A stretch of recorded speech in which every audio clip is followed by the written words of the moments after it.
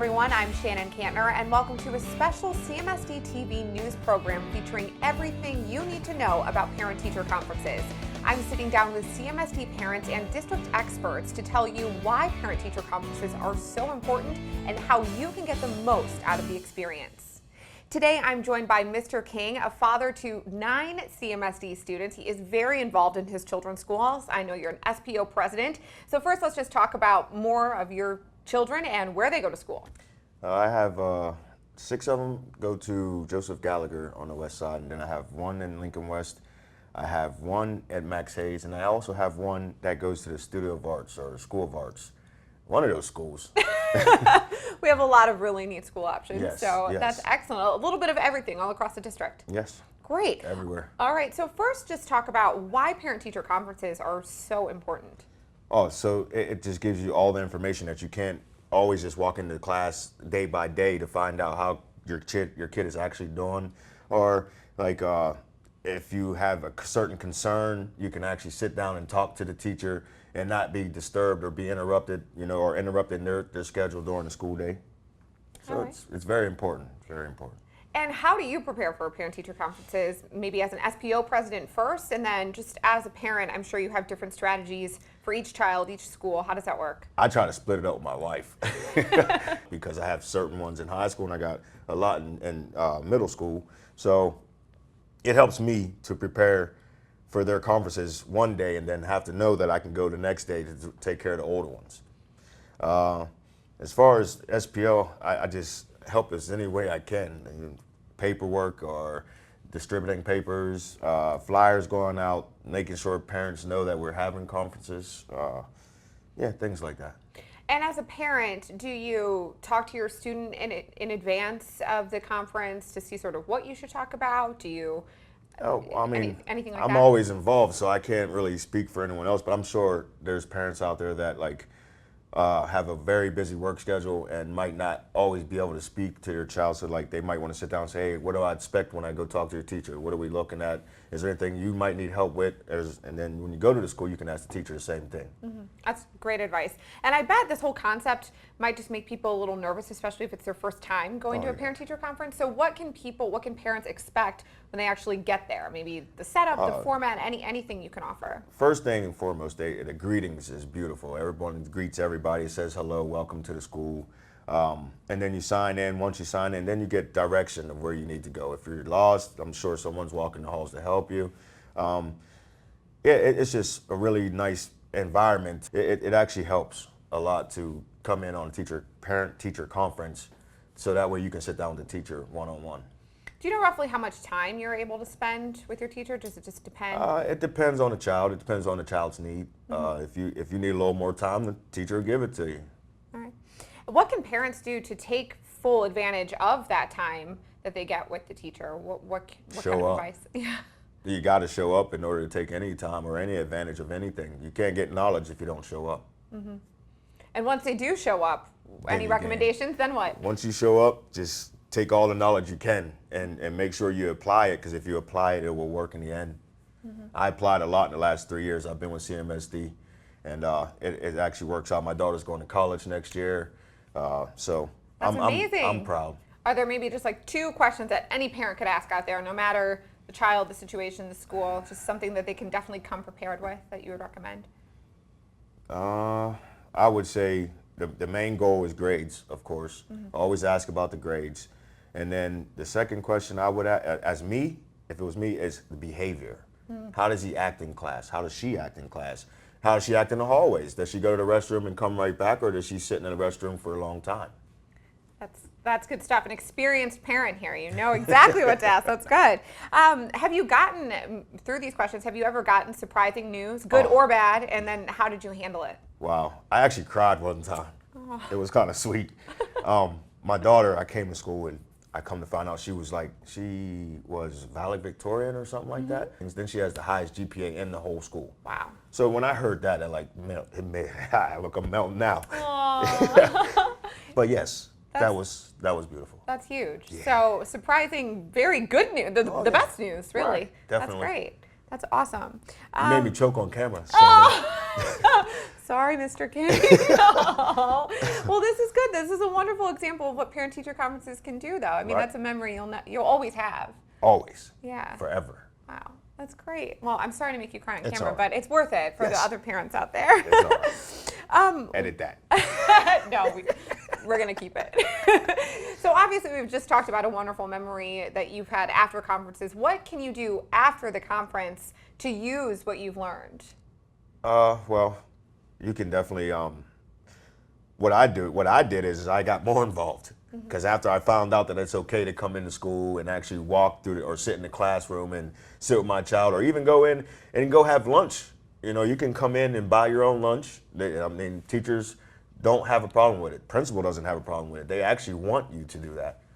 So if you come to the conference and you get that good feeling of knowing that you're in a good environment, that's the best thing I can say about teacher-parents conferences. So just get more involved. Don't Get wait more for the next involved. conference. Don't wait for the next one. Get more involved. I like it. That's pretty good advice to end on, but any other advice that you would want to give parents out there in preparation for conferences or in general?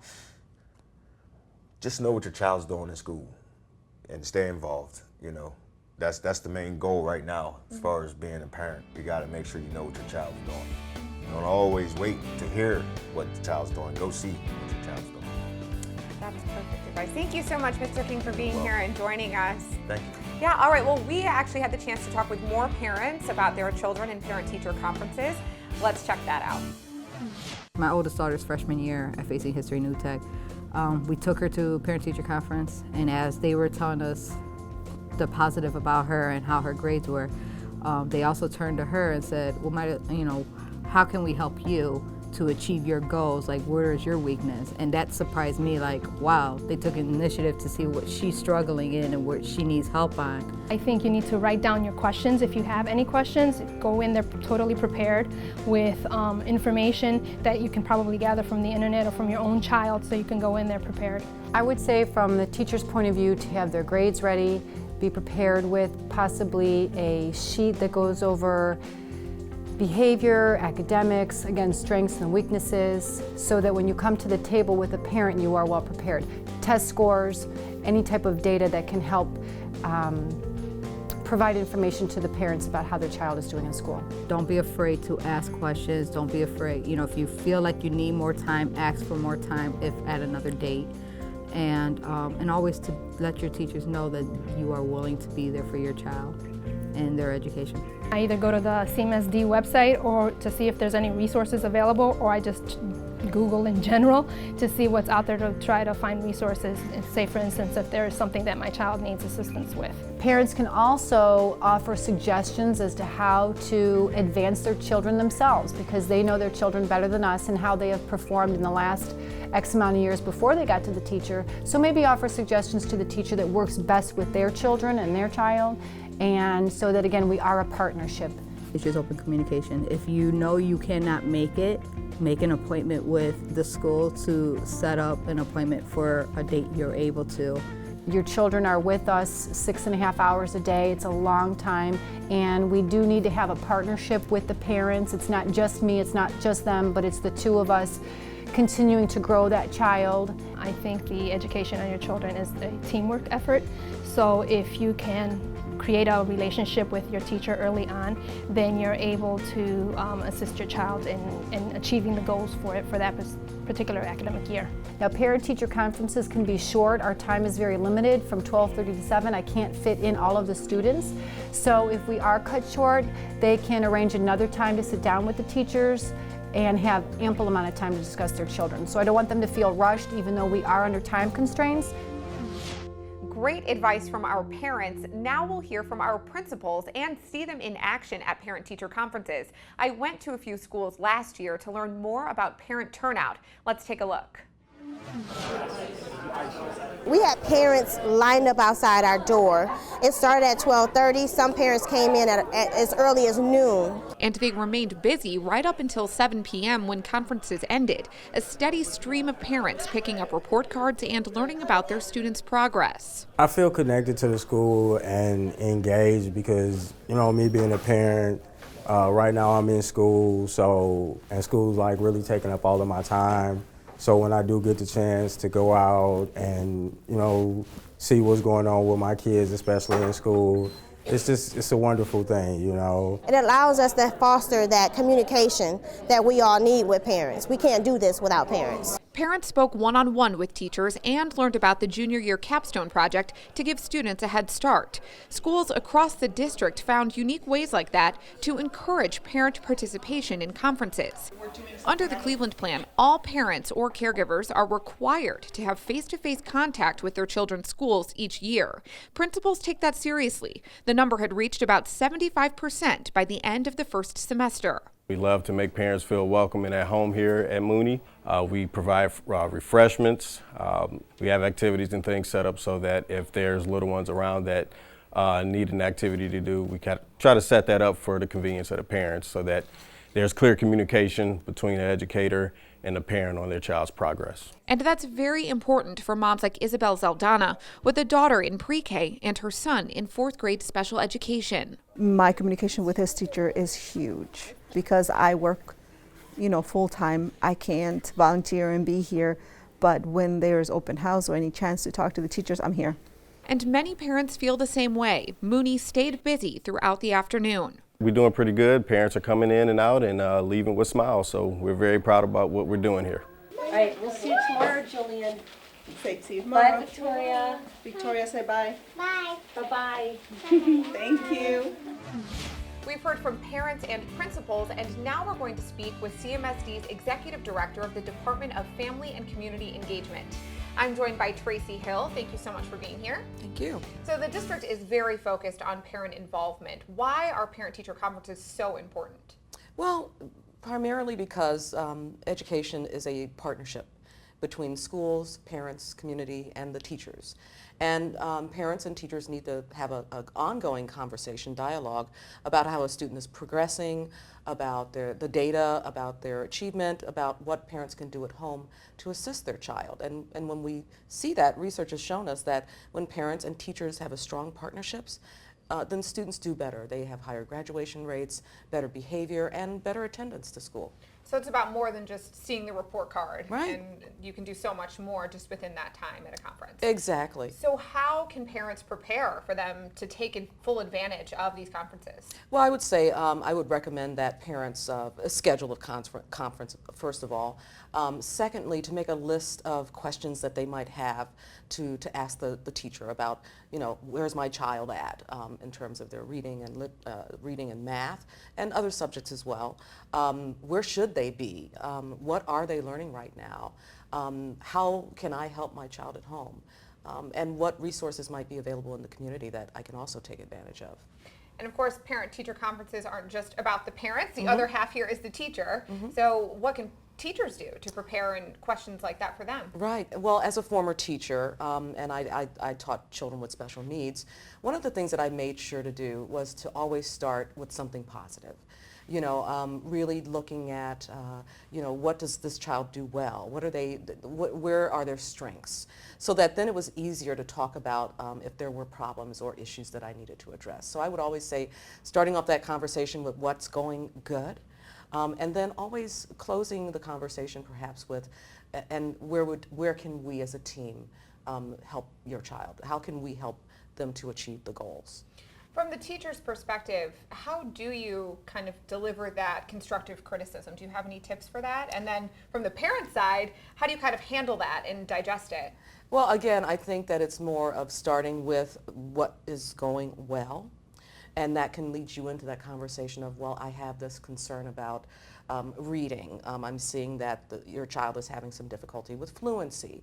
And then having some recommendations or some activities or things that they can practice at home. So if there is a need or a deficit or a child is having struggling with a certain area in the curriculum, making sure that you have a solution and help the parent to understand what they can do. Oftentimes we give parents laundry list of activities that they can do at home, but maybe it's just picking that one area that's going to release all the logs in the log jam.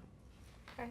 I know last year the district offered extended hours for conferences across the district. How did that help with parent turnout, and what are we expecting this year? Well, I think we just make the conferences at times where parents can come to them.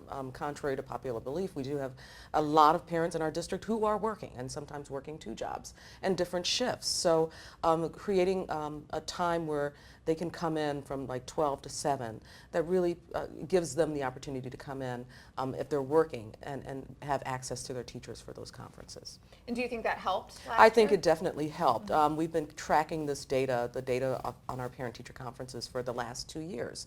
In 2013-14, the district had a 73% attendance rate of parents to parent-teacher conferences, which is quite impressive. Yeah. And then last year, when we changed the hours of our parent-teacher conferences, we actually had a 7% gain. So last year, 2014-15, we had 80% of our parents coming to schools for their conferences. That is fantastic. Yeah. When parents come, just give me a general idea. What can they expect? You know, maybe a new parent to the district, or haven't attended a parent-teacher conference before, or it's a new school. Just, you know, run through kind of that format and what they'll see and what they'll experience. Well, for the first conferences that we have this year, we actually will be receiving their students' report card. So they'll probably review that report card. Many of our teachers do keep data photos on the students, so they should see samples of the students' work.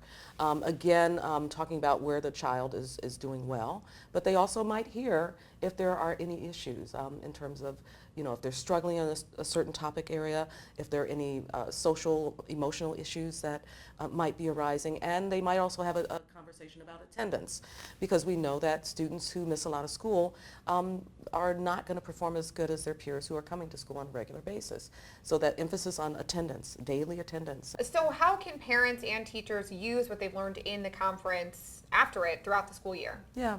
Well, for parents, I think, again, coming out of that conference, understanding where your student is in terms of achievement, and helping your student, having a conversation perhaps when you get home and saying, well, I heard these really great things about you, but these are some areas we need to focus on. Making sure that parents might receive access to an online grade book so they can check that grade book on a daily basis and find out, you know, if their students are completing assignments. But also, you know, having that dialogue with their child and just encouraging them and talking about the value of education and supporting them at home by making sure that they have a place to do their homework and that they're reading every day. In terms of our teachers, you know, this is a two-way conversation with a parent who is a partner in education. Coming out of a conference, they might learn something about what's going on in that children's life. Maybe there's a new baby in the household. Maybe there was a death in the family. You know, maybe they're experiencing some struggles. But they also might find out from the parents what are the child's strengths in terms of the things that they like to do, what are some of the reinforcers so that they can maybe incentivize behaviors or completion of assignments. So again, in this two-way conversation, they're both learning about each other, and that should strengthen the partnership as the year progresses. They can cover a lot of ground even in that short conference, obviously. So what last tips or advice do you have for both parents and teachers to just make the most out of that conference and that experience? I think the advice I would give to both our educators and our parents is that this is a partnership. It's like a marriage, right? And that's why we call it family engagement, because when you get engaged, you're going to marry someone. So to just to come into it without any preconceived notions, mutual respect, and realizing that this partnership or this marriage, of these two during the school year is going to be a long-lasting relationship, and that we always have to think about our scholars first in terms of how we're going to help them do their best. Excellent. Well, thank you so much for being here. Such wonderful advice. Everyone should feel at ease and prepared for their conferences now. So thank you. And conferences this year will be held on October 28th and October 29th, but make sure to check with your child's school for specific dates and times. That's it for now. Thanks for joining us.